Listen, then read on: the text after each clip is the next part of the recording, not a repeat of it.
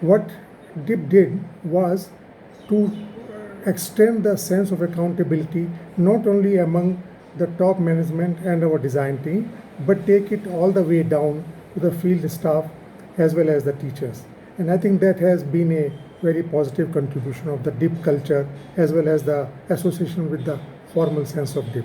Second, because of the frequent changes in the performance and monitoring, we started collecting data about the performance, about the field staff and the teachers, granular data which we did not collect in the past, and we started recognizing the value of that data.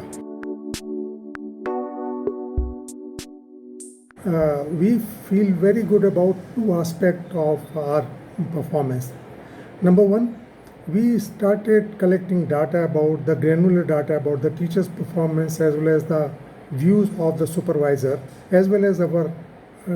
team members on an ongoing basis, and started using that not only change the broad design of the program but almost operational management in the sense of deploying the resources better wherever they are needed, looking at the performance of the grassroots functioning and trying to make some improvement in the different classes which might be falling behind.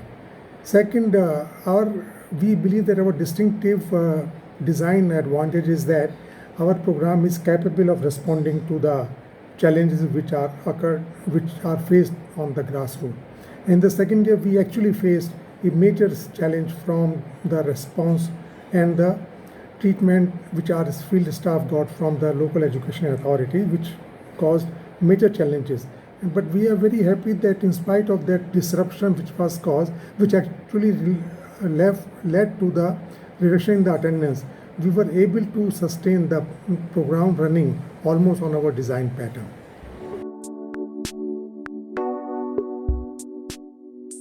So there have been two things. Number one, we have made sure that the design team and all those people who could work from the home, we have enabled them to work from the home and made sure that what normally got done during the summer vacation was done from home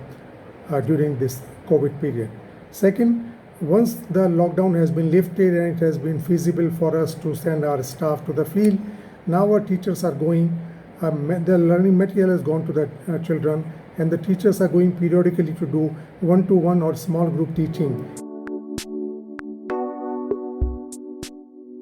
We are very excited to really see the result at the end of grade 3 to see to what extent our model, which is directed towards the foundational learning, actually produces the result which can be adequately and reliably tested by a written test by the testing agency compared to the oral tests in the first grade 1 and 2, which are relatively less reliable. Second thing, we also take great pride in in believing that our program can adjust to the disruption. And obviously the COVID has going to reduce our program duration normally from like 200 days to maybe 180 days or whatever number of working days. So we are looking forward to what extent our flexible design will allow us and our children to perform at the expected level.